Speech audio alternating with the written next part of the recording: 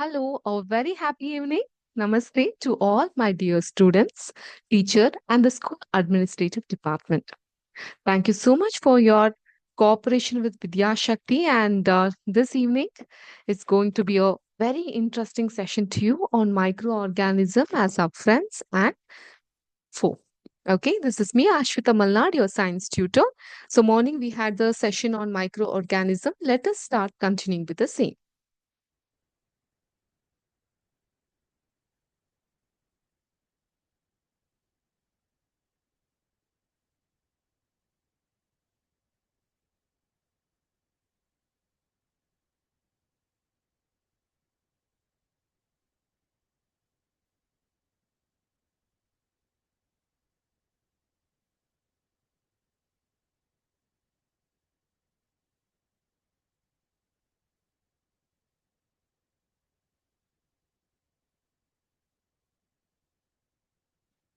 So before I get into the topic or the session, I shall have to discuss about few of the scientists who have contributed in this microorganism part. Okay. So now, one in the morning we learned about Alexander Fleming.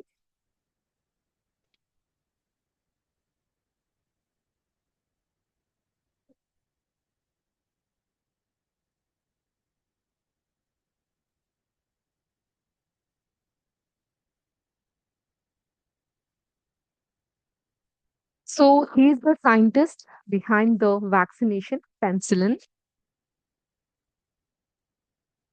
His contribution towards the field of science is a lot.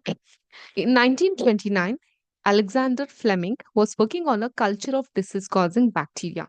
Suddenly, he found the spores of a little green mold in one of the culture plates. So, these mold prevented the growth of bacteria. It also killed certain bacteria. From this, he tried to invent penicillin. Okay.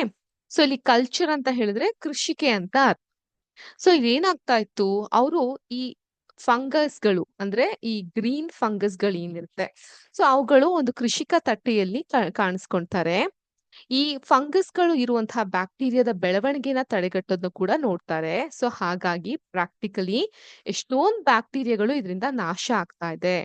ಆದ್ರಿಂದ ಈ fungus ಇಂದ ಶಿಲೀಂಧ್ರಗಳಿಂದ ಅವರು penicillin ನ ತಯಾರು ಮಾಡ್ತಾರೆ and it becomes a very famous vaccination. Similarly, there is another scientist about whom we have to know.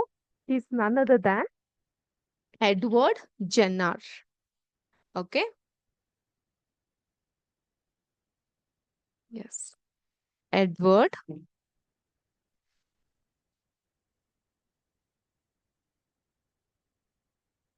Jenner.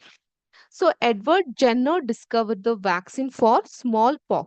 ಸಿಡುಬು ರೋಗ ಅಂತ ಕರಿತೀವಲ್ಲ. ಸೊ ಇದು 1798 ಆಗೆಲ್ಲ ನಿಮ್ಗೆ ಎಷ್ಟು ವಯಸ್ಸಾಗಿತ್ತು? ನಾವು ಹುಟ್ಟೇ ಇರ್ಲಿಲ್ಲ ಮ್ಯಾಮ್. ಹೋದ್ ಜನ್ಮದಲ್ಲಿ ಇದ್ವಿ ಮ್ಯಾಮ್. ಅದಕ್ಕೂ ಹೋದ್ ಜನ್ಮದಲ್ಲಿ ಇದ್ವಿ ಹೌದಾ? ಸೊ ಎಡ್ವರ್ಡ್ ಜೆನ್ನರ್ ಅನ್ನುವಂತಹ ವಿಜ್ಞಾನಿ ಈ ಒಂದು ಸಿಡುಬು ರೋಗ ಅಥವಾ ಸ್ಮಾಲ್ ಪಾಕ್ಸ್ ಅಂತ ಏನ್ ಕರಿತೀವಿ ಇದಕ್ಕೆ ವ್ಯಾಕ್ಸಿನೇಷನ್ ಕಂಡುಹಿಡಿತಾರೆ ವಿತ್ ದ ಹೆಲ್ಪ್ ಆಫ್ ಯಾರಿಂದ ಮೈಕ್ರೋ ಆರ್ಗ್ಯಾನಿಸಮ್ ಇಂದ. ಅಂಡ್ ವಿ ಆಲ್ ನೋ ನಾವು ಕುಡಿಯುವಂತ ಹಾಲು ಯಾವ ಹಾಲು ಕುಡಿಯೋದು ನೀವೆಲ್ಲರೂ? ನಂದಿನಿ ಹಾಲ. So we all drink Nandini milk. Okay. So Nandini milk packet ನ ನೋಡಿದಾಗ ಬರ್ದಿರ್ತಾರೆ ಪ್ಯಾಸ್ಟರೈಸ್ಡ್ ಮಿಲ್ಕ್ ಅಂತ. Right? Have you ever heard about this thing pasteurized milk ಅಂತ? ಏನು ಪ್ಯಾಸ್ಟರ್ ಅಂತ ಹೇಳಿದ್ರೆ it's a process of pasteurization. But ಈ ಪ್ಯಾಸ್ಟರೈಸೇಷನ್ ಅನ್ನೋದನ್ನ ಕಂಡುಹಿಡಿದವರು ಲೂಯಿಸ್ ಪ್ಯಾಸ್ಟರ್ ಅನ್ನೋಂಥ ವಿಜ್ಞಾನಿ. Okay. And this Louis Pasteur discovered pasteurization as well as fermentation. Fermentation ಅಂದ್ರೆ ಹುದುಗುವಿಕೆ ಅಂತ ಕರಿತೀವಿ ಕನ್ನಡದಲ್ಲಿ. ಓಕೆ. 1857 ಅಲ್ಲಿ he would discover this. So these were some of the information that I was supposed to give you upon the scientist. ಈಗ ಈ fermentation ಅನ್ನೋದು very important topic as of now. ಈಗ ಒಂದು ಆಕ್ಟಿವಿಟಿ ಮಾಡೋಣ. For that activity you have to take okay. You have to take half a kg of flour. ಯಾವ floor? ಮೈದಾ ಅಂತ ಹೇಳಿದ್ರೆ ನಾನು ಏನ್ ಹೇಳಿದ್ದೆ, ಆಲ್ ಪರ್ಪಸ್ ಫ್ಲೋರ್ ಅಂತ ಕರಿತೀವಿ ಇದನ್ನ. ಸೊ ಅಥವಾ ಆಟ ಅಂದ್ರೆ ಆಟ ಆಡೋದಾ, ಗೋಧಿ ಹಿಟ್ಟು. ಓಕೆ, ಸೊ ಗೋಧಿ ಹಿಟ್ಟು ಅಥವಾ ಮೈದಾವನ್ನ ತೆಗೆದುಕೊಬೇಕಾಗುತ್ತೆ. ಇದಕ್ಕೆ ಸ್ವಲ್ಪ ಸಕ್ಕರೆನ ಮತ್ತೆ ಒಂದ್ ಸ್ವಲ್ಪ ಬೆಚ್ಚಗಿರೋ ನೀರನ್ನ ಹಾಕಿ. Okay, add some sugar and mix with some warm water. Add a small amount of yeast powder. Yeast powder is readily available in the supermarkets or nearby shop. Okay, and knead to make a soft dough.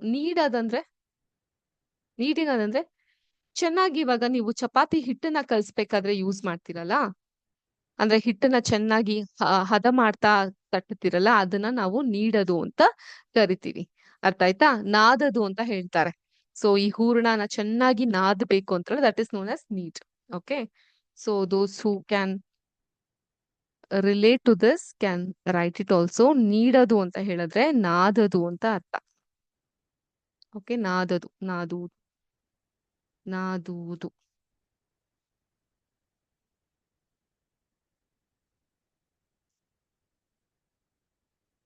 Okay. So why is ma'am making you write all these things? Because I would want you to have a better level of understanding in both the language. Okay. So ಇದು ಚೆನ್ನಾಗಿ ನಾದ್ಬಿಟ್ಟು ಒಂದ್ 2 ಗಂಟೆ ಹಾಗೆ ಇಡು. 2 ಗಂಟೆ ಅಂತ ಹೇಳಿದ್ರೆ 2 ಗಂಟೆಗಳನ್ನ ತಂದಿಡ್ತೀರಾ? No ma'am. ಒಂದ್ 2 hours ಅದನ್ನ ಗಮನದಲ್ಲಿ ಇಟ್ಕೊಂಡು ನೀವು ನೋಡ್ಬೇಕಾಗತ್ತೆ. Okay, you have to keep it there to observe it for 2 hours. ಏನಾದ್ರೂ ನೋಡ್ತೀರಾ? ಮೈದಾ ಕಲ್ಸ್ಬೇಕಾದ್ರೆ ಈ ರೀತಿಯಾಗಿ ತೆಳುವಾಗಿರುತ್ತೆ. ನಿಮ್ಮ ಟೆಕ್ಸ್ಟ್ ಬುಕ್ ಅನ್ನ ನೋಡಬಹುದು. ಈ ರೀತಿಯಾಗಿ ಇರುತ್ತೆ.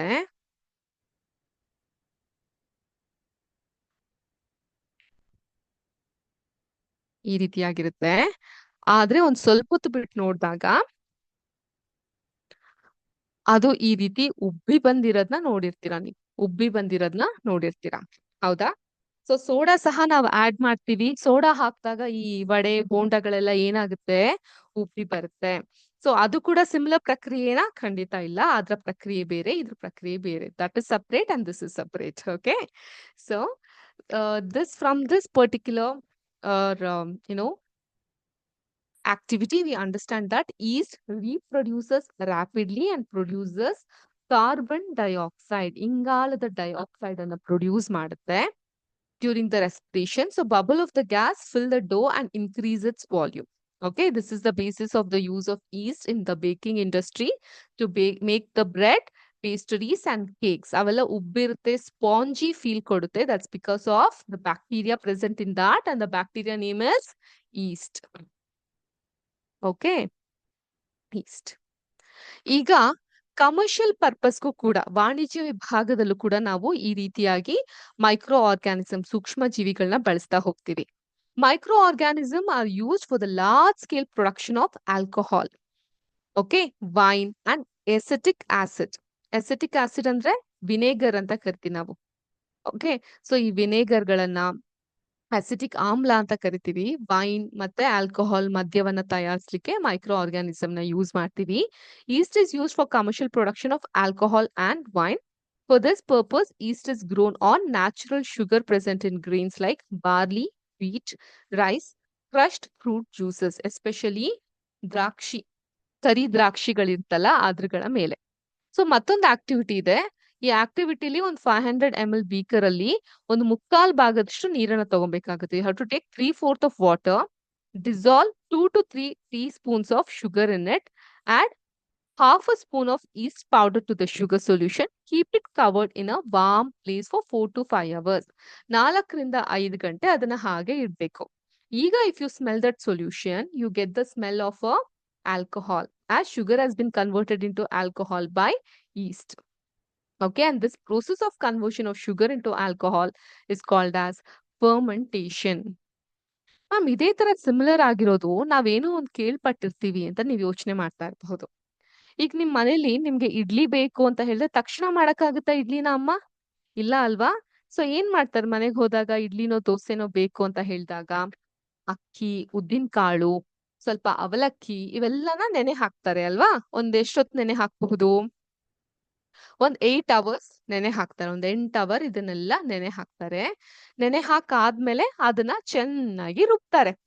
ರುಬ್ಬಿ ಮತ್ತೆ ಒಂದು 8 hour ಅದನ್ನ ಹಾಗೆ ಬಿಡ್ತಾರೆ. ಏನಕ್ಕೆ ಬಿಡ್ತಾರೆ? ಫರ್ಮೆಂಟ್ ಆಗ್ಲಿಕ್ಕೆ, ಹುದುಗೋಕೆ ಬಿಡ್ತಾರೆ.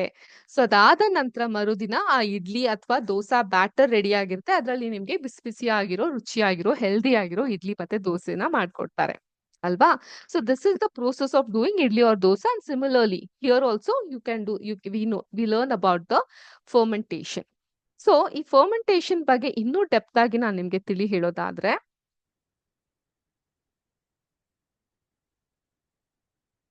I'll share my screen with you.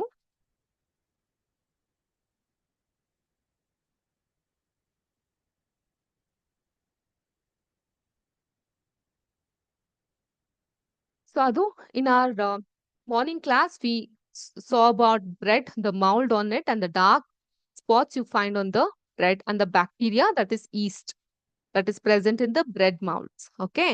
And ಮೊಸರು ಹಾಲ್ ಹೇಗೆ ಲ್ಯಾಕ್ಟೋಸ್ ಇಂದ ಲ್ಯಾಕ್ಟಿಕ್ ಆಸಿಡ್ ಹೇಗಾಗುತ್ತೆ ಅನ್ನೋದು ಕೂಡ ತಿಳ್ಕೊಂಡ್ವಿ. ಈಗ and also learn that micro organism ಹೇಗೆ ಮೆಡಿಸಿನಲ್ ಪ್ರಾಪರ್ಟೀಸ್ ಗಳನ್ನ ಹೊಂದಿದೆ. Medically also how do we use it ಅನ್ನೋದ್ರ ಬಗ್ಗೆ ಕಲ್ತ್ವಿ.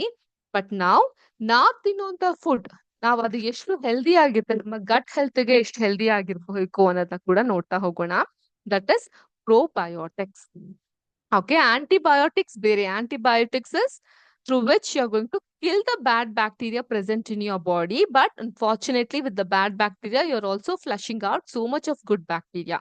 ಬಟ್ ಅದಕ್ಕೆ ಅಲ್ವಾ ನಮ್ಗೆ ಹುಷಾರ್ ತಪ್ಪದ್ಮೇಲೆ ತುಂಬಾ ಸುಸ್ತಾಗ್ಬಿಟ್ಟಿರ್ತೀವಿ. ಡಾಕ್ಟರ್ ಇಡ್ಲಿನ ಚೆನ್ನಾಗ್ ತಿನ್ನಿ, ಮೊಸರನ್ನ ಚೆನ್ನಾಗ್ ತಿನ್ನಿ ಅಂತೆಲ್ಲ ಹೇಳ್ತಿರ್ತಾರೆ. ಯಾಕೆ ಅಂತ ಹೇಳಿದ್ರೆ, again your body should gain that gut health, gut bacteria ತುಂಬಾ ಅವಶ್ಯಕತೆ ಇರುತ್ತೆ. So you have to eat probiotics. Some bacteria like lactobacillus and bifidobacterium are used as probiotics to promote gut health. Fermented food contains a variety of bacteria that contribute to the fermentation process and in some cases offer health benefits. Okay. So, ಈಗ common Indian fermented foods ಬಗ್ಗೆ ನೋಡೋಣ. In our Indian food cuisine, we have a lot of fermented foods that's too good for our health, and you being in class 8 and in your teenage, it is very important for you to have a very healthy diet. So please concentrate on today's foods. Okay, the first food is very popular South Indian breakfast, that is idli and dosa. These South Indian staples are made from fermented batter of rice and lentils. ನಾಗ್ಲೇ ಹೇಳ್ದಂಗೆ ಅಕ್ಕಿನ, ಬೇಳೆನ, ಉದ್ದಿನ ಕಾಳನ್ನ, ಅವಲಕ್ಕಿನ ಇದೆಲ್ಲ ಸುಮಾರು ಹೊತ್ತಿನ ಕಾಲ ನೆನೆಸಿಟ್ಟು ಅದಾದ ನಂತರ ಅವುಗಳನ್ನ ಚೆನ್ನಾಗಿ ರುಬ್ಬಿರುವಂತಹ ಮಿಶ್ರಣವನ್ನ ಮತ್ತೆ ಫರ್ಮೆಂಟ್ ಆಗ್ಲಿಕ್ಕೆ ಬಿಟ್ಮೇಲೆ ಅವು ನಮ್ಗೆ it will work as a good source of carbohydrate, fibre ಅಂದ್ರೆ ನಾರಿನ ಅಂಶ, ಪ್ರೋಟೀನ್ ಇವೆಲ್ಲವೂ ಸಿಗ್ಲಿಕ್ಕೆ ಸಾಧ್ಯ ಆಗತ್ತೆ. ಹಾಗೇನೆ ದೋಕ್ಲಾ ಅಂದ್ರೆ ಏನು ಕೇಳಿದ್ದೀರಾ? It's a very popular Gujarati snack. So Gujarati snack ಅಂತ ಹೇಳಿದ್ರೆ ದೋಕ್ಲಾ. ಸೊ ನಮ್ಗೆ ಏನಿದ್ರು ಗೋಲ್ಗಪ್ಪ ಗೊತ್ತು ಅಷ್ಟೇ ಮ್ಯಾಮ್, ದೋಕ್ಲಾ ಎಲ್ಲ ಗೊತ್ತಿಲ್ಲ. ಸೊ ಇದ್ರ ಬಗ್ಗೆ ತಿಳ್ಕೊಳ್ಳಿ. Dhokla is made from fermented batter of rice and chickpeas ಅಂದ್ರೆ ಈ ಕಾಬೂಲ್ ಕಡ್ಲೆ ಕಾಳು ಅಂತ ಹೇಳ್ತೀವಿ. So those who doesn't know, you can google it, chickpeas ಯಾವ ತರ ಇರುತ್ತೆ ಅಂತ. So this chickpeas known for its high folic acid, protein and probiotic content. Okay, so you please you please have these kind of probiotic foods in your daily diet to maintain a healthy lifestyle. Okay, dahi andre dahi puri ma'am, very healthy and very tasty, isn't it? Dahi puri is a Indian, sorry, not dahi puri, dahi, the curd is the fermented milk product which is rich in the lactic acid and its calcium, vitamin D and beneficial bacteria. So in your daily diet, please try and include a cup of curd also. Okay, very interesting science class ಅಲ್ಲ, ತುಂಬಾ tasty ಆಗಿದೆ ಕೂಡ. ಕುಜು ಅಂದ್ರೆ it's a ಪಾಡಿಚ್ like fermented food made from broken rice, popular in Tamil Nadu. So Tamil Nadu ಕಡೆ ಎಲ್ಲ ಕೂಸು ಅಂತ ಮಾಡ್ತಾರೆ. ಸೊ ಅದು ಗಂಜಿ ತರಾನೇ ಇರುತ್ತೆ. ಸೊ ಈ ನುಚ್ಚು ಅಂತ ಕರಿತೀವಲ್ಲ, ಅಕ್ಕಿ ನುಚ್ಚು, ಅದರಿಂದ ಮಾಡುವಂಥದ್ದು. ಕಂಜಿ ಅಂತ ಇದೆ. ಕಂಜಿ ಬಂದು ಉತ್ತರ ಭಾರತ, ನಾರ್ತ್ ಇಂಡಿಯಾದಲ್ಲಿ ಮಾಡ್ತಾರೆ. Often made with black carrots or beetroots and mustard seeds, known for its detoxifying and digestive properties. ಇದು ನಮ್ಮ ದೇಹದಲ್ಲಿ ಇರುವಂತಹ ಬೇಡದೇ ಇರುವಂತಹ ಟಾಕ್ಸಿಕ್ ನ ಆಚೆ ಹಾಕುತ್ತೆ, ಜೊತೆಗೆ ಜೀರ್ಣಕ್ರಿಯೆಯನ್ನ ಹೆಚ್ಚಿಸ್ತಾ ಬರುತ್ತೆ. ಮತ್ತೆ ಪಿಕಲ್ಸ್, ಉಪ್ಪಿನಕಾಯಿ. ಯಾವ್ದು ಉಪ್ಪಿನಕಾಯಿ? ಅಂಗಡಿಲಿ ಸಿಗೋಂತದ್ದ? ಇಲ್ಲ, ನಿಮ್ಮ ಅಜ್ಜಿ ಕಾಲದಲ್ಲೆಲ್ಲ ಮಾಡಿರ್ತಿದ್ರು ನೆನ್ಪಿದ್ಯಾ? ಜಾಡಿ ಜಾಡಿಗಳಲ್ಲಿ ತುಂಬಿಡ್ತಿದ್ರು ಅದು. Many Indian pickles are fermented. ಈಗ ಮಾವಿನಕಾಯಿ ಉಪ್ಪಿನಕಾಯಿ ಅಂದ್ರೆ ಅದನ್ನ ಹೇಗ್ ಮಾಡ್ತಾರೆ ಉಪ್ಪಿನಕಾಯಿನ? ಅದಕ್ ಬೇಕಾಗಿರೋ ಮಸಾಲೆ ಪದಾರ್ಥಗಳನ್ನೆಲ್ಲ ಸೇರಿಸಿ ಅದನ್ನ ಒಂದು ಗಾಜಿನ ಜಾಡಿಯಲ್ಲಿ ಹಾಕಿ ಮೇಲ್ಗಡೆ ಒಂದು ಬಟ್ಟೆಯನ್ನ ಕಟ್ಟಿ ಇಟ್ಟಿರ್ತಾರೆ. ಸೊ ನಮ್ಮ ಪೂರ್ವಜರು ಇದ್ರ ಬಗ್ಗೆ ಎಲ್ಲ ಅಷ್ಟು ಅವ್ರು ಓದಿಲ್ದೇ ಇದ್ರು ಕೂಡ ಆಹಾರದಲ್ಲೇ ಆರೋಗ್ಯವನ್ನ ಹೇಗೆ ಕಾಪಾಡ್ಕೊಬೇಕು ಅನ್ನೋದು ತುಂಬಾ ಚೆನ್ನಾಗಿ ಗೊತ್ತಿರ್ತಾ ಇತ್ತು ಅಲ್ವಾ? So this Indian pickles are fermented and it's a source of probiotics and anti oxidants. Okay. Kefir ಅಂತ ಇದೆ, ಜಾಸ್ತಿ ಜನಕ್ಕೆ ಇದು ಗೊತ್ತಿರಲ್ಲ. ಇದೇನು ಅಲ್ಲ, ಫರ್ಮೆಂಟೆಡ್ ಮಿಲ್ಕ್ ಡ್ರಿಂಕ್. ಆಯ್ತಾ? ಇದು ಕೂಡ ಮೊಸರಿನ ಹಾಗೆ ಇರುತ್ತೆ. But it has wide variety of bacteria and East non for it's probiotic benefits. Okay, before you understanding microorganism, how it is helpful for medicine, you should also know through this process of fermentation, ಈ fermentation process ಇಂದ ಹೇಗೆ ನಾವು ನಮ್ಮ ಆರೋಗ್ಯವನ್ನ ಕಾಪಾಡ್ಕೊಬಹುದು with the fermented foods. Okay, and please try to inculcate much fermented foods in your daily diet. Okay, so now next, isn't it interesting? Yes. Okay, now let us move forward to our next topic where we learn about medicinal use of microorganism. ಇಷ್ಟೊತ್ತು ನಾವು commercially wine, alcohol preparation ಅಲ್ಲಿ, ಅದೇ ತರ food ಅಲ್ಲಿ, bakery products ಗಳಲ್ಲಿ micro organism ನ ಹೇಗೆ use ಮಾಡ್ತಾ ಇದ್ವಿ ಅಂತ ಹೇಳ್ತಾ ಇದ್ದೆ. ಈಗ ಮೆಡಿಸಿನಲ್ ಆಗಿ ಹೇಗೆ ಯೂಸ್ ಮಾಡ್ತೀವಿ ಅಂತ ನಾನು ಹೇಳ್ತೀನಿ. ನಾ ಬೆಳಗ್ಗೆ ಕ್ಲಾಸ್ ಅಲ್ಲೇ ಹೇಳಿದಾಗ ನಮ್ಗೆ ಹುಷಾರಿಲ್ಲ ಅಥವಾ ಡಾಕ್ಟರ್ ಹತ್ರ ಹೋದಾಗ ಅವ್ರು ನಮ್ಗೆ ಒಂದನ್ನ ಶಿಫಾರಸ್ ಮಾಡ್ತಾರೆ. They recommend one thing for us, that is antibiotics. Okay, so ಏನು ಆಂಟಿಬಯೋಟಿಕ್ಸ್ ಅಂದ್ರೆ? ಸೊ ಬೆಳಗಿನ ಕ್ಲಾಸ್ ನಲ್ಲಿ ಕೂಡ ಕಲ್ತಿದ್ದೀರಲ್ವಾ? ಆಂಟಿಬಯೋಟಿಕ್ಸ್ ಅಂತ ಹೇಳಿದ್ರೆ ಏನು? ಪ್ರತಿಜೈವಿಕಗಳು ಅಂತ ಕರಿತೀವಿ ಕನ್ನಡದಲ್ಲಿ. ಜೈವಿಕ ಅಂದ್ರೆ ಬಯೋಟಿಕ್ಸ್ ಅಲ್ವಾ? ಪ್ರತಿ ಜೈವಿಕ ಅಂತ ನಾವು ಇದನ್ನ ಕರಿತಾ ಹೋಗ್ತೀವಿ.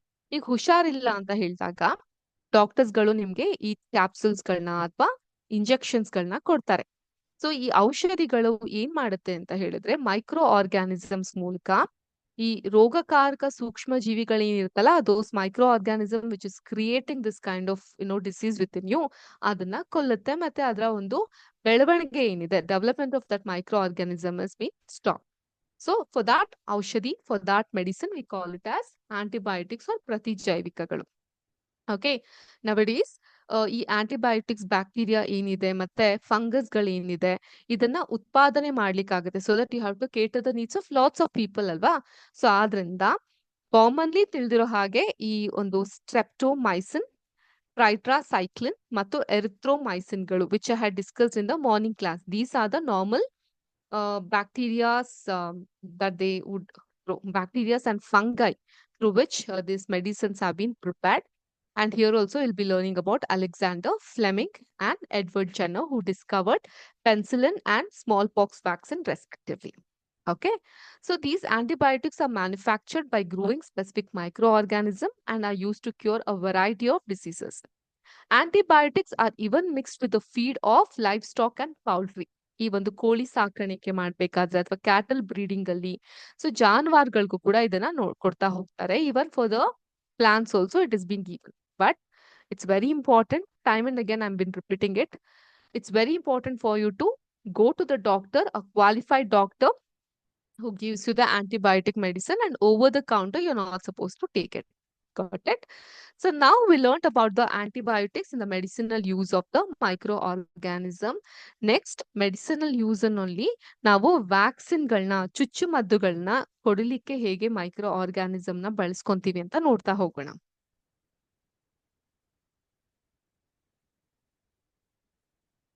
ವ್ಯಾಕ್ಸಿನ್, ವ್ಯಾಕ್ಸಿನ್ ಅಂದ್ರೆ ಏನ್ ನೆನಪಾಗುತ್ತೆ ನಿಮ್ಗೆ? ಲಸಿಕೆಗಳು ಮೇಡಮ್. ಸೊ ನಾವು ಚಿಕ್ಕವರಿದ್ದಾಗ ನಮ್ಮ ದೇಹ ರೋಗಕಾರಕ ಸೂಕ್ಷ್ಮ ಜೀವಿಗಳನ್ನ ಪ್ರವೇಶಿಸಿದಾಗ ನಮ್ಮ ದೇಹ ಏನಾಗುತ್ತೆ, ಅದ್ರ ಒಂದಿಗೆ ಹೋರಾಡಕ್ಕೆ ಪ್ರತಿಕಾಯಗಳನ್ನ ಉತ್ಪಾದನೆ ಮಾಡುತ್ತೆ. ಪ್ರತಿಕಾಯಗಳು ಅಂತ ಹೇಳಿದ್ರೆ ಆಂಟಿಬಾಡೀಸ್ ಅಲ್ವಾ? ಸೊ ನಮ್ ಬಾಡಿ ತುಂಬಾ ಬುದ್ಧಿವಂತ. ಏನ್ ಮಾಡುತ್ತೆ ನಮ್ ಬಾಡಿ? ಸೊ ಅವಾಗ ಏನೋ ಒಂದು ಕೋಲ್ಡ್ ಆಯ್ತು ಅಥವಾ ಕಾಫ್ ಆಯ್ತು ಅಥವಾ ನಮ್ಗೆ ಹುಷಾರಿಲ್ದಿರಂಗ್ ಆಯ್ತು and you almost all know this fever ನಮ್ಗೆ ಬಂದಾಗ ನಮ್ಮ ಬಾಡಿ ಟೆಂಪರೇಚರ್ ರೇಸ್ ಆಗುತ್ತಲ್ವಾ? ಆ ರೇಸ್ ಆಗೋದು ಏನಕ್ಕೆ ಅಂದ್ರೆ ನಮ್ಮ ಆಂಟಿಬಾಡೀಸ್ ಆ ಮೈಕ್ರೋ ಆರ್ಗಾನಿಸಮ್ ಜೊತೆಗೆ ಫೈಟ್ ಮಾಡ್ತಾ ಇರುತ್ತೆ. ಓಕೆ, ದಟ್ ಇಸ್ ವೈ ಆ ಬಾಡಿ ಟೆಂಪರೇಚರ್ ಇನ್ಕ್ರೀಸಸ್. ಅದೇ ರೀತಿ ಒಂದು ಮೈಕ್ರೋ ಆರ್ಗಾನಿಸಮ್ ನಮ್ಮ ಬಾಡಿ ಒಳಗಡೆ ಬಂದಾಗ ಅದನ್ನ ಸಹ ನಮ್ಮ ದೇಹ ನೆನಪಿಸ್ಕೊಳ್ಳುತ್ತೆ. ಅಥವಾ ಅದರಿಂದ ಸತ್ತ ಅಥವಾ ದುರ್ಬಲಗೊಂಡಿರುವಂತಹ ಮೈಕ್ರೋ ಆರ್ಗಾನಿಸಮ್ ಒಂದು ಹೆಲ್ದಿ ಆಗಿರೋ ಬಾಡಿ ಸೇರಿದಾಗ, ಆರೋಗ್ಯಕರವಾಗಿರುವಂತಹ ಬಾಡಿ ಸೇರಿದಾಗ ಆ ದೇಹದ ಸೂಕ್ತ ಪ್ರತಿಕಾಯಗಳು ಆಂಟಿಬಾಡೀಸ್ ಉತ್ಪಾದಿಸಿ ಹೋರಾಟ ಮಾಡುತ್ತೆ ಮತ್ತೆ ಆ ಒಂದು ಮೈಕ್ರೋ ಆರ್ಗಾನಿಸಮ್ ನ ಕೊಲ್ಲುತ್ತೆ. ಬಟ್ ಆಂಟಿಬಾಡೀಸ್ ದೇಹದಲ್ಲಿ ಉಳಿಯೋದ್ರಿಂದ ರೋಗಗಳಿಗೆ ಕಾರಣವಾಗುವಂತಹ ಸೂಕ್ಷ್ಮ ಜೀವಿಗಳಿಂದ ನಮ್ಗೆ ಯಾವಾಗ್ಲೂ ರಕ್ಷಣೆ ನೀಡುತ್ತೆ. ಬಟ್ ಈ ಆಂಟಿಬಾಡೀಸ್ ನ ನಮ್ ಬಾಡಿಗೆ ತಗೊಂಡ್ಬರೋದ್ ಹೇಗೆ? ಇದಕ್ಕೆ ಲಸಿಕೆ ಅಥವಾ ವ್ಯಾಕ್ಸಿನೇಷನ್ ಕೆಲಸ ಮಾಡುತ್ತೆ. ಕಾಲರಾ, ಸ್ಮಾಲ್ ಪಾಕ್ಸ್ ಅಂದ್ರೆ ಸಿಡುಬು ರೋಗ, ಕ್ಷಯ ರೋಗ ಅಂತ ಹೇಳಿದ್ರೆ ಟಿಬಿ, ಇವೆಲ್ಲದಕ್ಕೂ ಕೂಡ ಪಲ್ಸ್ ಪೋಲಿಯೋ, ಸೊ ಅಥವಾ ಪೋಲಿಯೋ ಡ್ರಾಪ್ಸ್ಗಳು, ಸೊ ಇವೆಲ್ಲದ್ರಿಂದ ನಮ್ಮನ್ನ ನಾವು ಕಾಪಾಡ್ಕೊಳ್ಲಿಕ್ಕೆ ಈ ಒಂದು ವ್ಯಾಕ್ಸಿನೇಷನ್ ಹೆಲ್ಪ್ ಮಾಡ್ತಾ ಬರುತ್ತೆ. ಆದ್ರಿಂದ ಇನ್ ಯೋರ್ ಚೈಲ್ಡ್ಹುಡ್ ಈ ತರ ಇಂಜೆಕ್ಷನ್ಸ್ ಗಳನ್ನೆಲ್ಲ ನಿಮ್ಗೆ ಕೊಡ್ಸಿದ್ರು ಅಲ್ವೋ? ಕೊಡ್ಸಿದ್ರಲ್ವಾ? Up till 2 years all the vaccination was compulsory and after that like 5 years, 10 years, 15 years you have one. So adrinda in your childhood you all must have been given injection to protect yourself against several diseases. Okay, so it is essential to protect all children against these diseases and necessary vaccine are available in the nearby hospital. You might have seen the advertisement on TV and newspaper regarding protection of child against polio under the Pulse Polio program. So polio drops ನ ಮಕ್ಕಳಿಗೆ ಕೊಡೋದ್ರಿಂದ ಅವ್ರಿಗೆ ಅದು vaccination ಆಗಿ ಪರಿಣಾಮ ಬೀಳುತ್ತೆ. ಅದೇ ರೀತಿ ಈ ಸಿಡುಬು ರೋಗ, ಈ ಸ್ಮಾಲ್ ಪಾಕ್ಸ್ ಗೆ ವರ್ಲ್ಡ್ ವೈಡ್ ಅದ್ರ ಬಗ್ಗೆ ಕ್ಯಾಂಪೇನ್ ಆಯ್ತು. ಈಗ ಅದು ಆಲ್ಮೋಸ್ಟ್ ಎರಾಡಿಕೇಟೆಡ್ ಆಗಿದೆ, ಸಂಪೂರ್ಣವಾಗಿ ಅದು ಹೋಗ್ಬಿಟ್ಟಿದೆ, ನಶಿಸಿ ಆಗಿದೆ. ಆದ್ರಿಂದ vaccines are made on large scale from micro organisms and protect humans and other animals from several diseases. Okay, so you see, microorganism is such a friend to us, Alva, because in the food industry, bakery products, commercially in the production of wine, alcohol, and also in production of medicinal properties like antibiotics, antibodies, vaccination, we use microorganism. Not just with our health on food, but also in increasing the soil fertility, we use the microorganism. Now let us learn how microorganism is helpful in increasing the fertility of the soil.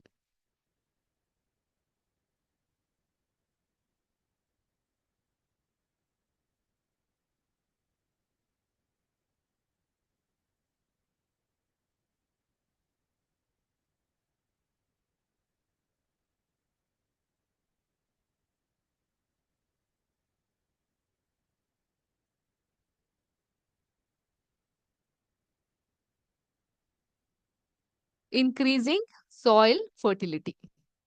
So ಈಗ ಕೆಲವೊಂದು ಬ್ಯಾಕ್ಟೀರಿಯಾಸ್ಗಳು are able to fix the nitrogen from the atmosphere. So ನಮ್ಮ ವಾತಾವರಣದಲ್ಲಿರುವಂತಹ nitrogen ಅನಿಲವನ್ನ ಇದು ಭೂಮಿಯೊಳಗೆ ಸೇರಿಸ್ಲಿಕ್ಕೆ ಸಹಾಯಕವಾಗ್ತಾ ಬರುತ್ತೆ. So ಯಾವುದು? Some of the bacteria. So ಇದು ಮಣ್ಣಿನ ಫಲವತ್ತತೆಯನ್ನ ಹೆಚ್ಚಿಸುತ್ತೆ ಮತ್ತೆ ಮಣ್ಣನ್ನ ಉತ್ಕರ್ಷಗೊಳಿಸಲು ಮತ್ತದ್ರ ಒಂದು ಫರ್ಟಿಲಿಟಿನ ಹೆಚ್ಚಿಸಲು ಕಾರಣ ಆಗ್ತಾ ಬರುತ್ತೆ. ಸೊ ಈ ಸೂಕ್ಷ್ಮ ಜೀವಿ micro organism in general biological nitrogen ಸ್ಥಿರೀಕರಣ ಅಂತ ನಾವು ಕರಿತೀವಿ. ದಟ್ ಇಸ್ ಜೈವಿಕ ನೈಟ್ರೋಜನ್ ಸ್ಥಿರೀಕರಣ ನಡೆಸುವಂತಹ ಜೀವಿಗಳು ಅಂತ ಕರೀಲಾಗುತ್ತೆ. ನಿಮ್ಮ ಟೆಕ್ಸ್ಟ್ ಬುಕ್ ಅಲ್ಲೂ ನೋಡಬಹುದು. ನೈಟ್ರೋಜನ್ ಸ್ಥಿರೀಕರಿಸುವಂತಹ cyanobacteria, that is blue and green algae, through which we are going to fix the nitrogen in the atmosphere. Okay, and these microbes are commonly called as biological nitrogen fixer.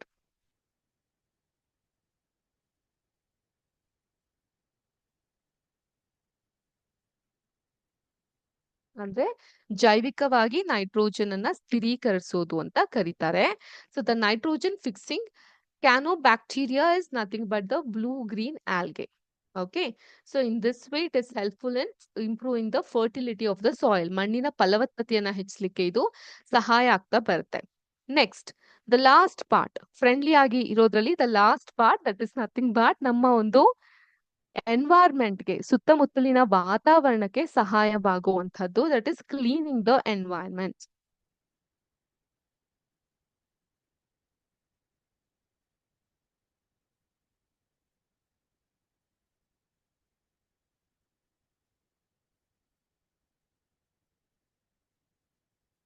ನಮ್ಮ ವಾತಾವರಣನ ಹೇಗೆ ಶುದ್ಧ ಮಾಡುತ್ತೆ ಅಂತ. ಈಗ ನಿಮ್ಮ ಒಂದು ಸ್ಕೂಲಲ್ಲಿ ಗಾರ್ಡನ್ ಇದ್ರೆ ಅಥವಾ ನೀವಿರುವಂತಹ ರೆಸಿಡೆನ್ಷಿಯಲ್ ಹಾಸ್ಟೆಲ್ ಸುತ್ತಮುತ್ತ ಗಾರ್ಡನ್ ಇದ್ರೆ ಆ ಗಾರ್ಡನ್ ಅಲ್ಲಿ ಏನ್ ಮಾಡ್ತೀರಾ? ಸಾವಯವ ಕೃಷಿಗಳನ್ನ ಸೇರಿಸ್ತಾ ಹೋಗ್ತೀರಾ ಅಲ್ವಾ? ಸೊ ಅದೇ ರೀತಿ ಇಲ್ಲಿ ನಿಮ್ಮ ಟೆಕ್ಸ್ಟ್ ಬುಕ್ ಅಲ್ಲಿ ಹೇಳಿರುವಂತಹ ಎರಡು ಪಾತ್ರಧಾರಿಗಳು ಭುಜೋ ಮತ್ತೆ ಪೆಹಲಿ ಕೂಡ ಅವರ ಫ್ರೆಂಡ್ಸ್ ಗಳ ಜೊತೆ ಸೇರ್ಬಿಟ್ಟು they collect the waste from the plants, vegetables, fruits and nearby houses and the gardens. Excuse me. So they put them in a pit meant for waste disposable. ಆ ಗೊಬ್ಬರದ ಗುಂಡಿ ಅಂತ ಏನ್ ಕರಿತೀವಿ ಅದ್ರೊಳಗೆ ಹಾಕ್ತಾರೆ. After some time it decomposed and got converted into manure. ಕೃಷಿಯಾಗಿ ಸಾವಯವ ಗೊಬ್ಬರವಾಗಿ ಪರಿವರ್ತನೆಗೊಳ್ಳುತ್ತೆ. ಸೊ ನೀವು ಕೂಡ ಈ ಒಂದು ಆಕ್ಟಿವಿಟಿನ ಮಾಡ್ಬೋದು. You can take 2 pots and fill each pot half with soil. Mark them as A and B. Put plant waste in a pot A and things like polythene bags, empty glass bottles, and broken plastic toys in pot B. Put the pot aside, observe them after 3 to 4 weeks. Do you find any difference? ಏನಾದ್ರೂ ವ್ಯತ್ಯಾಸಗಳು ಕಾಣಿಸ್ತಾ ಇದೆಯಾ? ಯಾವ್ದಕ್ಕೆ ನೀವು ಜೀವಂತವಾಗಿರುವಂತಹ ತ್ಯಾಜ್ಯಗಳನ್ನ ಹಾಕಿದ್ರೋ ಅದು ಗೊಬ್ಬರವಾಗಿ ಪರಿವರ್ತನೆಗೊಂಡಿದೆ. So the nutrient released in that process can be used by plants again. Okay. Part B ಅಲ್ಲಿ ಏನ್ ಮಾಡಿದ್ರಿ ನೀವು? ಬೇಡದೇ ಇರುವಂತಹ ಬ್ಯಾಗ್ಸ್ಗಳು, ಗ್ಲಾಸಸ್ಗಳು, ಬಾಟಲ್ಸ್ಗಳು ಇವುಗಳನ್ನೆಲ್ಲ ಹಾಕಿದ್ರಿ. ಸೊ ಅಲ್ಲಿ ಏನಾಗುತ್ತೆ? The microbes could not act on them and convert them into manure. ಯಾವುದೇ ರೀತಿ ಬದಲಾವಣೆ ಆಗ್ಲಿಕ್ಕೆ ಸಾಧ್ಯ ಇಲ್ಲ. ಸೊ ಆದ್ರಿಂದ you often see large amount of dead organic matter in the form of decaying plants and sometimes dead animals on the ground. So you find that they disappear after some time. This is because the microorganism decompose dead organic waste of plants and animals, converting them into simple substance. So dead plants and animals ನ decompose ಮಾಡಿದಾಗ ಅಂದ್ರೆ ವಿಘಟನೆಗೊಳಿಸಿದಾಗ ಅದರಿಂದ ಏನ್ ಸಿಗ್ತಾ ಹೋಗುತ್ತೆ ನಮ್ಗೆ? Organic waste ಇಂದ ನಾವು simple substance like organic manure ಅನ್ನ ನಾವು ಮಾಡ್ತಾ ಹೋಗಬಹುದು. ಇದನ್ನ ನಾವು ಕೃಷಿಯಲ್ಲಿ ಬಳಸ್ತಾ ಹೋಗ್ತೀವಿ. ಓಕೆ. ಸೊ ಇದು ನಮ್ಮ ವಾತಾವರಣವನ್ನ ಶುದ್ಧ ಮಾಡ್ಲಿಕ್ಕೆ ಬಹಳ ಸಹಾಯಕವಾಗ್ತಾ ಬರುತ್ತೆ. And these substances are again used by other plants and animals. Thus micro organism can be use to degrade the harmful and smelly substances and thereby clean up the environment. So ಯಾವುದೋ ಒಂದು ಕಾಡಿನ ಪ್ರದೇಶದಲ್ಲಿ ಒಂದು ಹುಲಿ ಒಂದು ಜಿಂಕೆಯನ್ನ ಬೇಟೆಯಾಡಿ ತಿಂದು ಅರ್ಧಂಬರ್ಧ ತಿಂದು ಬಿಟ್ಬಿಟ್ಟಿರುತ್ತೆ. ಸೊ ಅಥವಾ ನೀವಿರುವಂತಹ ಜಾಗದಲ್ಲೇ ಒಂದು ಇಲಿ ಸತ್ತು ಬಿಟ್ಟಿರುತ್ತೆ ಅಥವಾ ಒಂದು ಹೆಗ್ಣ ಸತ್ತು ಬಿಟ್ಟಿರುತ್ತೆ. ಅದ್ರಿಂದ ಏನಾಗುತ್ತೆ? ಕೆಟ್ಟ ವಾಸನೆ ಬರುತ್ತೆ. ಎಲ್ಲೆಡೆ ಕಾಯಿಲೆಗಳು ಹರಡುವಂತಹ ಸಂಭವಗಳು ಹೆಚ್ಚಾಗಿರುತ್ತೆ. Okay. So that is very harmful for a society, right? Where you can't stay healthy and safe. But with the help of this microorganism, these harmful and smelly substances are cleaned. And ಇದನ್ನ clean ಮಾಡೋದ್ರಿಂದ ನಮ್ಮ environment ವಾತಾವರಣವನ್ನ ಕೂಡ ಶುದ್ಧವಾಗಿ ಇಟ್ಕೊಳ್ಲಿಕ್ಕೆ ಇದು ಸಹಾಯಕವಾಗ್ತಾ ಬಂತು. So this is how a micro organism is considered to be as our friend. ನಮ್ಮ ಸ್ನೇಹಿತನಾಗಿ ಈ ಒಂದು ಸೂಕ್ಷ್ಮ ಜೀವಿ ಈ ರೀತಿಯಾಗಿ ಕೆಲಸ ಮಾಡ್ತಾ ಬರುತ್ತೆ. ಸೊ ಒಂದ್ಸಲ let us have a quick recap ಯಾವ್ಯಾವ ರೀತಿಯಾಗಿ ಕೆಲಸ ಮಾಡ್ತಾ ಬರುತ್ತೆ ಅಂತ. ಫಸ್ಟ್ ಒನ್, ಒಂದು ಮೈಕ್ರೋ ಆರ್ಗ್ಯಾನಿಸಮ್ ನಮ್ಗೆ ಯಾವ ರೀತಿಯಾಗಿ ಫ್ರೆಂಡ್ ಆಗಿ ಹೆಲ್ಪ್ಫುಲ್ ಆಗ್ತಾ ಬರ್ತಾ ಇದೆ? ಸೊ ಮೊದಲನೇದಾಗಿ ನಾವು ತಿನ್ನುವಂತ ಆಹಾರದಿಂದ. ಓಕೆ.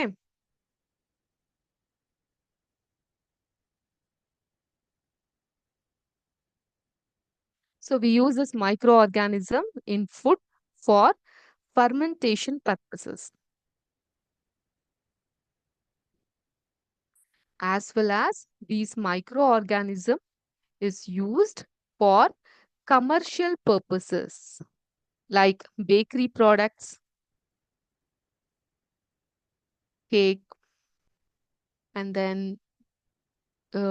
bread. Okay. So ಇಂಥದ್ಕೆ ಮತ್ತೆ they are used in commercial purposes like alcohol.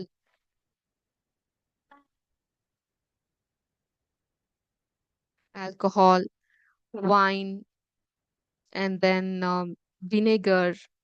Vinegar ಬಂದು ಆಸಿಟಿಕ್ ಆಸಿಡ್ಸ್ ಇಂದ ಮಾಡ್ತೀವಿ ನಾವು ವಿನೆಗರ್ ಇವೆಲ್ಲದಕ್ಕೂ ಯೂಸ್ ಮಾಡ್ತೀವಿ. ಅದೇ ತರ we use this in the medicinal purpose also.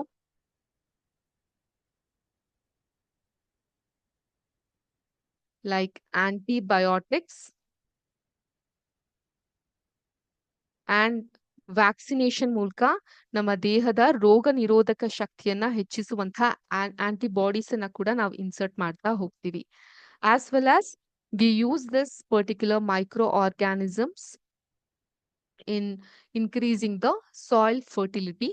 ಭೂಮಿಯ ಫಲವತ್ತತೆಯನ್ನ ನಾವು ಇನ್ಕ್ರೀಸ್ ಮಾಡಕ್ಕೆ ಈ ಒಂದು ಆಂಟಿಬಾಡೀಸ್ ನ ನಾವು ಯೂಸ್ ಮಾಡ್ತೀವಿ.